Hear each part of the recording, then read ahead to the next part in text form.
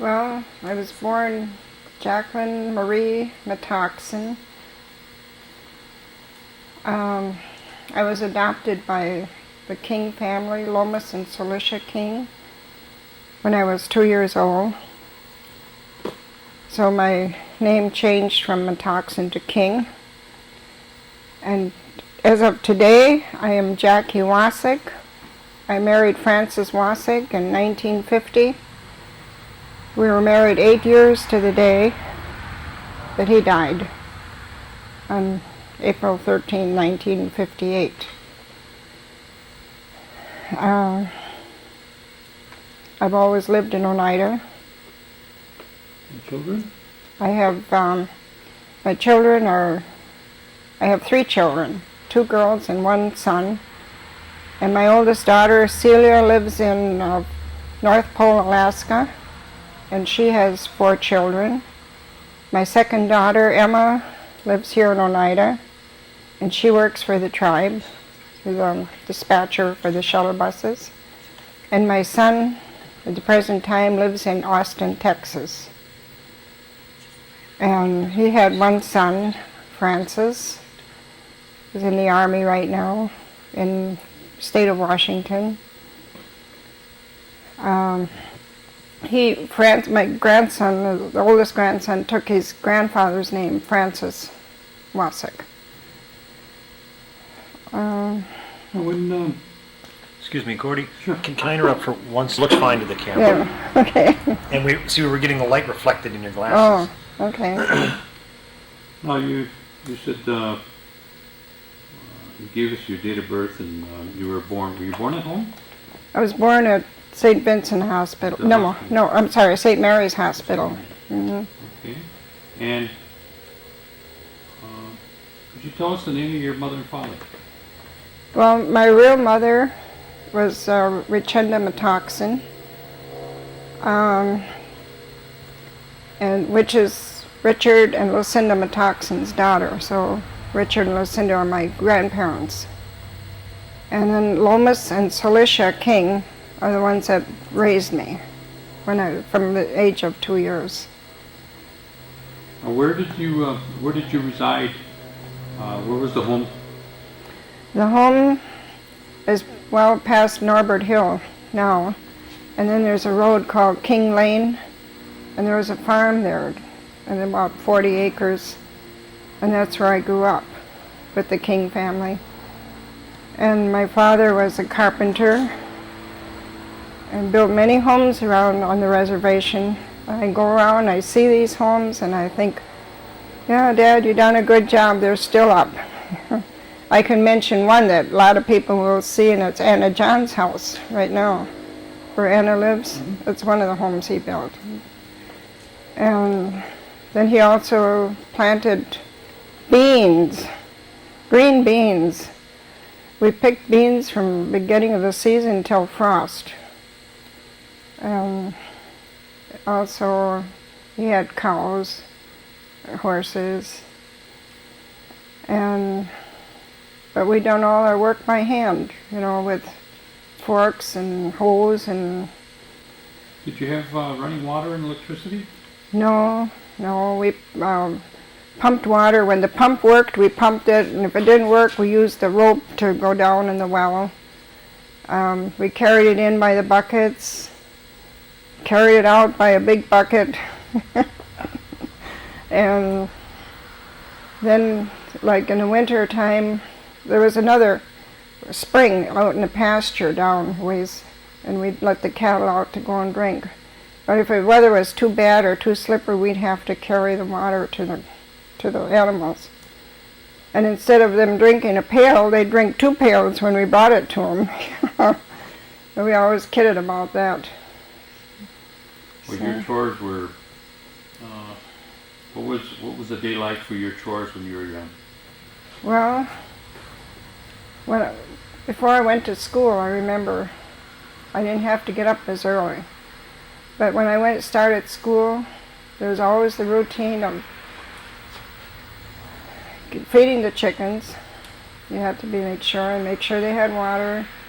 You had to go down to the barn and make sure that The cats were fed on the dog, which stayed in the barn usually in the winter time. When you got older, we learned how to milk cows, so you had to milk 1 or 2 cows before you left and feed them. Then in the winter time, make sure that the wood box was filled with wood. Make sure we had the chips. We gathered chips to start fire in case the heater went out. Or the cook stove. We had an old-fashioned cook stove, you know, with the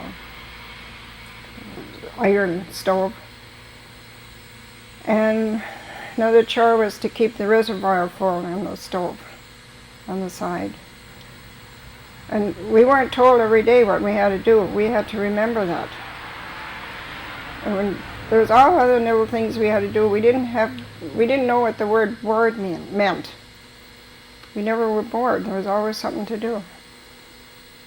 And we wanted to learn, like cooking, follow Mom around, learn how to make bread, fry bread, regular loaves of bread. And we never wasted. You know, we managed to, what was left from one meal, fix it up and use it for the next day or next meal. Did your parents, have storytelling? Did they tell you any kind of stories, or were there any crafts that you worked on as a group or as a family? Like baskets or weaving or rug making? No, we didn't. Recipes, cooking? Well, cooking, I can't remember of having recipes. It's always, this much, a small handful, the size of an egg. That was the way that we measured. For entertainment, I guess we listened to Mom read. She was more or less the one that would read to us. Dad would tell scary stories. And then they'd say it's time to go to bed, and we'd have to go upstairs. And we weren't allowed to carry the kerosene lamp because we were too small. So we had to go up there. But there was a register in one room from the heater, the heat to go up. So my cousins stayed there a lot, so we'd snuggle around that heater and thinking, well, now do we have to go in that bedroom by ourselves? But finally you got so tired that you went to bed. But we'd say, Dad, tell us funny stories. And he'd start out telling funny stories, and I can't remember what they were. But then we played cards, we played checkers, and then he whittled, made us little toys out of wood, and stuff like that. And we'd watch him. And my grandma would come over and she made us toys out of black stockings. Like she'd make kitty cats or little rabbits. And Grandma was great at cutting out paper dolls, the string. She could just cut them out. And we saved those. I think I got married and I still had some pressed in a book somewhere. And it was fun. And then my Grandpa Richard, well, he was always happy-go-lucky. We had fun with him. Did you have a lot of corn soup, or was that just on special occasions? No, we had a lot of it. We had a lot of corn soup, and my dad would raise beans, navy beans, and that was another one of our entertainments in the winter. He had tons of it, and then after supper was all done, table clean, Mom would put a bunch of it in the middle of the table, and we had to sort those beans out, take all the bad ones, and then he sold it to the Garden Angel School. Oh. I mean, huge bags full of them, but we had to sort that. Okay. Let's take a break. Okay. Corn, right? Right, corn soup. All right. Why don't you give me what a day would be like in the family on a Sunday? Well, I'll start from a Saturday night, Saturday evening. We always had to make sure that the Sunday shoes were polished and the clothes were clean and pressed. Then there was church on Sunday. Then on special occasions, when there was a picnic, church picnic, we always went to the church picnic. What church was that?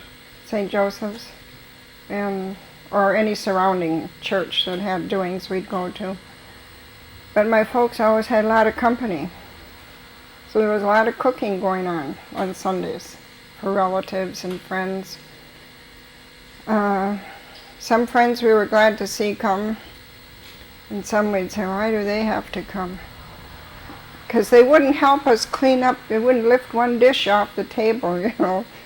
But so, you know, you had your favorites, but we did it because we were told to do it, you know. Occasionally, we'd go visit relatives. My folks had relatives in Bowler and Shawano, Gresham, Menasha. But that wasn't very often. Maybe once a year we'd make a trip to each family member. And of course we always had a good meal on Sunday. That was special. Where did your folks do their shopping? I remember they went to Seymour a lot. And gosh, what was the name of that old store? Mr. Wolf's store, I think it was. And then there was another one, well, mostly in Seymour. And then, of course, in Oneida. They've done a lot. Morgan's store and Spike's, Schrader's. But very seldom did we go to Green Bay, that I remember. Not until I grew up. Then we start moving out that way. Well, did your parents have an automobile, or did you have oh yeah, horses? My dad, we had both. My dad had horses. I can remember when I was small, we'd take milk to the cheese factory in Oneida. And when I was old enough, I had to take this one horse, called him Old Dan. I mean, he, you know, clump, take the milk to the factory, and then they'd empty it, then they'd put the can back, and we drove a little ways, and then we got whey, filled the can up with whey. Or if we had extra can, we filled both cans for the chickens and the pigs and to be fed. But Dad always had a car that I can remember. And he used to tell about Maxwell, some real old Maxwell. In those days it was a good car. And he used to tease me when I was growing up. He says, I had this car and I stopped and bought some wieners. He said, 2 pounds. He said, and you were standing in the back there. He says, and by the time we got home, you ate the 2 pounds of wieners. I said, oh, Dad, you can't, no child can eat that much, you know. But he teased me a lot about that. What about special occasions like Christmas? What brings to mind on that day? And Christmas is something we always looked forward to. I could always remember, first of all, was midnight mass. It seemed like no matter what, we got to midnight mass.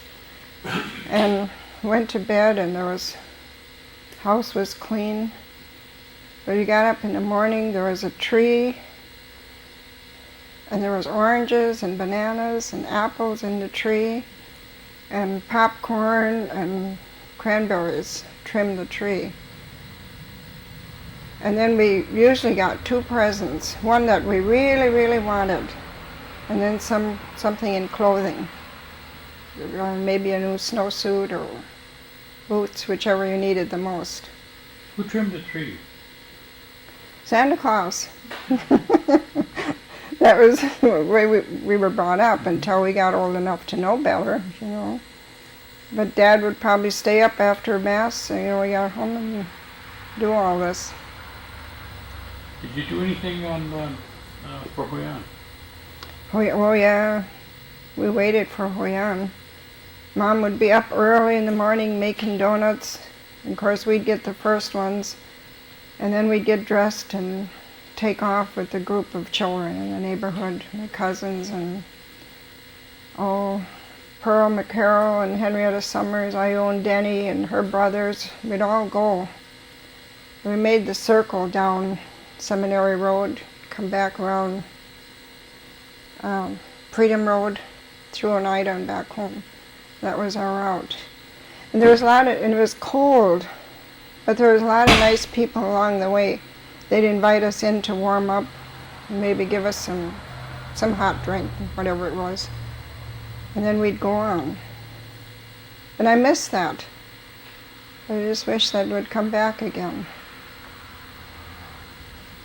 When you're growing up, what kind of if somebody got sick, did parents take care of or was there a doctor locally, or did you go into town? No, if anyone in the family got sick, there was Dr. Hill, was always the doctor that somehow or other she got there, somebody, maybe Dad went after her, or because we had no phone. And then there was another thing in the old days back home. They had a big house, and if any of the family members, relatives got sick or needed a home, they always seemed to come back to King's, I can remember so many elders that they took care of. And they didn't ship them out. We all done our share to help. But Dr. Hill was the doctor. And then when it was major, anything major, well, I can remember Dr. Hittner. He was the family doctor then, too. Tell us about your education that you remember, where you started school. Well, I went to St. Joseph's School in Oneida. I graduated the 8th grade there, and that's as far as I went to school. But I figured I had a good education, because they were strict. And you had to learn. And if you didn't, it was your own fault, because it was there. What kind of work did you do after you finished school? After I finished school, I stayed home on the farm, because my parents were getting sickly. That was mostly staying home, helping with the farm work, until they sold the farm and they moved into a retirement house up the hill from where they farmed. Then I went to work with my uncle in Milwaukee, my aunt. And then I went on to work in Chicago by my sister Delia. I didn't mention that the Kings raised 2 other children, Delia and Isaac. So I did have a brother and sister by adoption. And then I stayed with her for a while, and I came back to Green Bay, and I worked as a waitress, met this nice man, got married. Never had to work while I was married. And then when he died, and then my children started school, and I got a job at the West De Pere High School, West De Pere School District, and I worked there 30 years and retired 3 years ago. 3 years ago? Yeah. Well, during this time, you also took care of a lot of people too, didn't you? Oh yeah. I remember you taking care of Harvey. Yeah, Harvey, my Uncle Harvey was with me 10 years. I took care of Coleman Paulus, or Herbert, because he goes by both names. I think he was there 2 years. Truman King, he was there for 4 or 5 years. Oh, I could go on and on. I had a lot of them.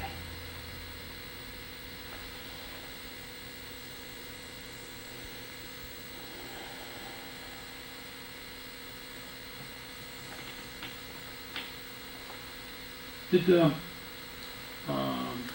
parents, did they speak Oneida when you were growing up? Yes, they spoke. That was the language. Did you learn? I learned the language, but now I have problems with keeping up a conversation. I understand, but to come out and answer real fast, it takes me a while to think about it. Were you involved in the tribal, any of the tribal government operations or programs? I was secretary 1 year for the tribe. I think might have been, I forgot the exact year, 1964 or 65, one of those. Yeah, I think it was 64 to 65. What relationship was Harvey and Sunny? You said they were your uncles? They're my uncles. Okay. Are you involved in any of the tribal programs at the present? Not at present time, no.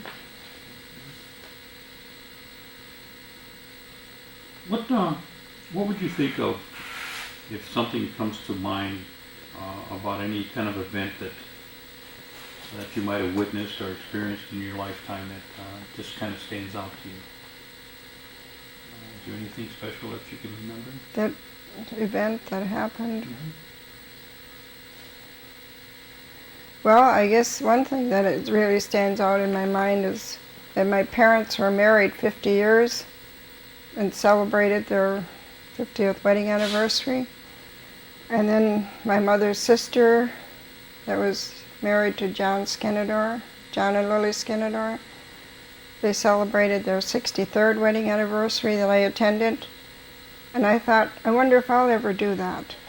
It was so great, and all the things that they could tell you, that how they started, and sitting on wooden boxes for their chairs, and card table maybe for their table, but everybody was happy, and I thought, I hope I can be that happy when I'm that old.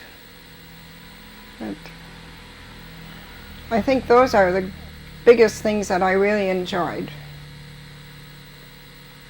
Now you've been in and around Oneida, for a lot of years, and if you were able to gather your grandchildren and some of the other children from the community, what kind of story or what kind of advice would you tell them? Oh, I think I would tell them how things were what my folks told me, how pure the water was and the air, and how the trees looked, and how they could tell the weather by birds and animals, and how we've come along and messed it up. And I think I would try to tell them let's clean it up. And I would go give them no more details about what I would think, And I always remember a picture I saw when I was small. There was some sheep crossing the creek, and the guy was with them, a whole flock of sheep. And downstream, not too far, was a lady with her children. They were drinking the water. I don't know if that would ever come back, but it would be something to work for. I think that's what I would tell them. Let's clean up the earth. What do you think is going to be like in Oneida in the next 10 or 20 years? What do you think might be possibly happening? Changes you might see? Well, things are changing, and I think it's going to be a better place. People will be happier, have a good place to live, they'll have jobs, and things will just progress along.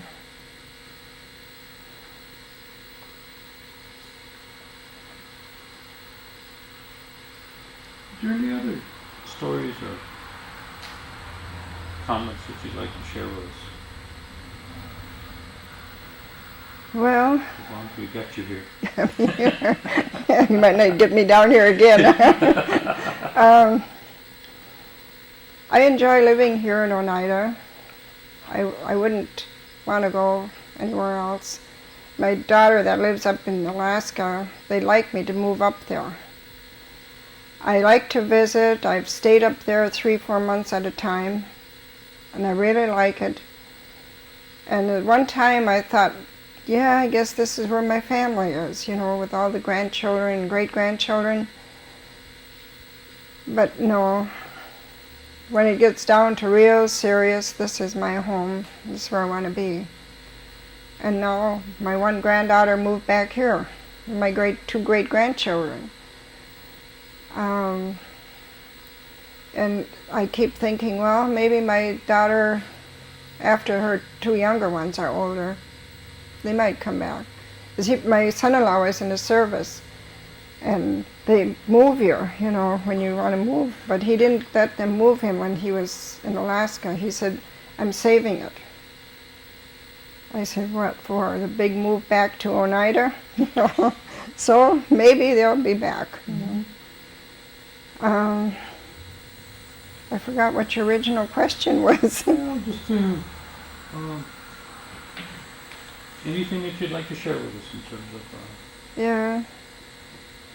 Well, I appreciate the opportunity to come here and give my little stories.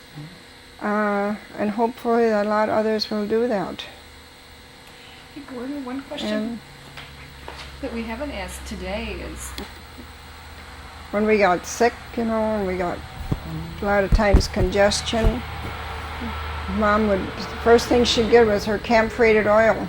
Rub us down, she'd heat it up, rub us down, put a wool cloth on us, cover us up, and we'd inhale those vapors. That was the one that I remember the most. And in the summertime, if we complained of a stomach ache, and they had a bush growing outside, I think it was called wormwood, but it tasted awful. So if we had a stomach ache, we suffered, you know, instead of taking that bitter stuff. If we got hurt, stepped on a nail or something, because we went barefooted most of the summer, I can remember Mom taking a piece of salt pork. You know, she'd wash our foot off and put salt pork on there, tear a white cloth and bandage it up, and off we went. Outside of that, I don't remember anything else. So, then the spring tonic was always, we'd go pick leeks, you know, in the spring. That was a spring tonic. I mean, you ate leeks, you know, and nobody wanted to be near you for the rest of the week. But that was always a big thing, spring tonic with leeks. So, all right? Well, thank you. Appreciate you coming down. Well,